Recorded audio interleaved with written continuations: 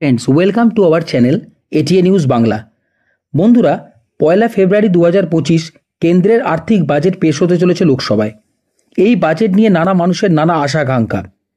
একজন শিল্পপতি থেকে শুরু করে একজন নিম্ন মধ্যবিত্ত শ্রেণীর মানুষ তাকিয়ে থাকেন কেন্দ্রের আর্থিক বাজেটের দিকে। কোন জিনিসের দাম বাড়লো, কোন জিনিসের দাম কমলো, তা নিয়ে সবাই খুব উদ্গ্রীব হয়ে তাকিয়ে থাকেন বাজেটের দিকে।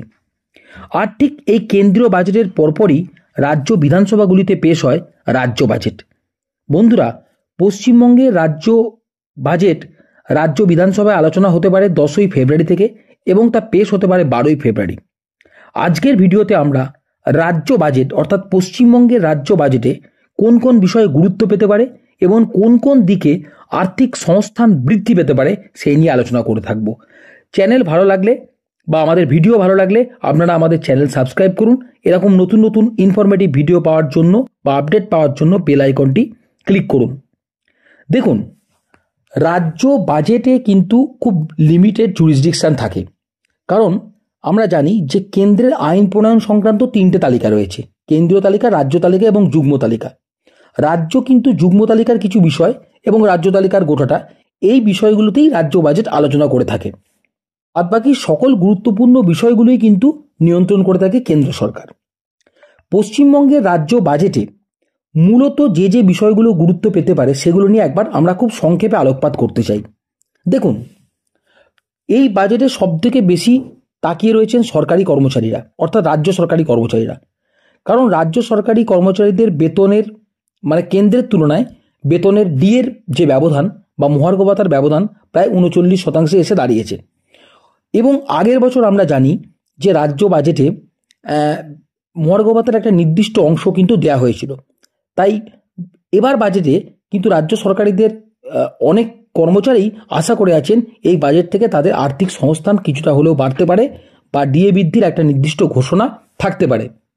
বন্ধুরা, এর মধ্যে আমরা জেনে গেছি মোদী সরকার কিন্তু 8ম বেতন কমিশন গঠনের ঘোষণা করে দিয়েছে এবং যা সম্ভাব্য কার্যকরী হতে চলেছে 2026 সাল থেকে। এবং 8ম বেতন কমিশন যদি কার্যকরী হয় তাহলে কিন্তু রাজ্য কর্মচারীদের থেকে কেন্দ্রীয় কর্মচারীদের বেতনের ফারাক বিস্তর বা ব্যাপক বেড়ে যাবে। এই প্রেক্ষাপটে বাজেটের দিকে কিন্তু কয়েক লক্ষ কর্মচারী এবং পেনশনভোগী মানুষেরা কিন্তু তাকিয়ে রয়েছেন।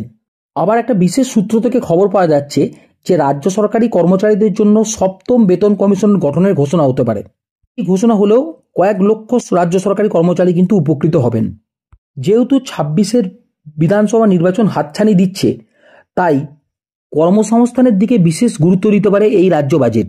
ইতিমধ্যেই জানি যে রাজ্য সরকারের বিভিন্ন দপ্তরে শূন্যপদের সংখ্যা ব্যাপক। এই শূন্যপদগুলি পূরণের জন্য রাজ্য বাজেটে বিশেষ আর্থিক সংস্থান থাকতে পারে বলে অনেক বিশেষজ্ঞরা মনে করছেন। অস্থায়ী এবং চুক্তিভিত্তিক কর্মচারীদের জন্য আর্থিক সংস্থান বৃদ্ধি হতে পারে এই বাজেটে। পাশাপাশি রাজ্যের যে জনমুখী প্রকল্পগুলো রয়েছে, জনমুখী প্রকল্পগুলোতে আর্থিক সংস্থান কিন্তু বাড়তে পারে। এদিকে বিশেষ করে যে দিকে নজর রয়েছে সেটা হলো লক্ষ্মীর ভাণ্ডারের মতো প্রকল্প। এই প্রকল্পের জন্য বিশেষ বরাদ্দ লক্ষ্মীর ভাণ্ডারে তাদের ক্ষেত্রে তাদের বরাদ্দ বৃদ্ধি হতে পারে। তাই এই বিষয়টিও কিন্তু বিশেষ নজরে রয়েছে। আরও যে অন্যান্য সামাজিক সুরক্ষা প্রকল্পগুলো রয়েছে, যেমন কন্যাশ্রী, সবুজ সাথী বা রূপশ্রী, এই ধরনের প্রকল্পে কিন্তু আর্থিক বৃদ্ধি হতে পারে।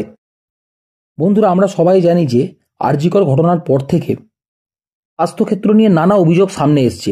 এই অভিযোগগুলিতে একটি রাজ্য সরকারের কাছে একটি ক্ষতের সৃষ্টি করেছে। আর এই ক্ষতের প্রলব্ধিতে স্বাস্থ্য সংক্রান্ত ক্ষেত্রে ব্যাপক বরাদ্দ থাকতে পারে এই রাজ্য বাজেটে, এটা অনেকে ধারণা করছেন। অনেক নতুন পদ সৃষ্টি হতে পারে এবং একটা ব্যাপক অংশ কিন্তু কর্মসংস্থানের দিকে যেতে পারে। স্বাস্থ্যক্ষেত্রে নতুন নতুন নিয়োগেরও সম্ভাবনা রয়েছে। তাই 2026-এর বিধানসভা নির্বাচনের দিকে তাকিয়ে এই বাজেট কিন্তু বেশ চমকপ্রদ এবং বেশ গুরুত্বপূর্ণ হতে চলেছে। বন্ধুরা, আজ এটুকুই। এই ভিডিও যদি আপনাদের ভালো লাগে তাহলে আমাদের চ্যানেল আপনারা সাবস্ক্রাইব করুন এবং নতুন নতুন ইনফরমেটিভ ভিডিও আসার জন্য আপনারা বেল আইকনটি প্রেস করুন। ধন্যবাদ। থ্যাঙ্কস।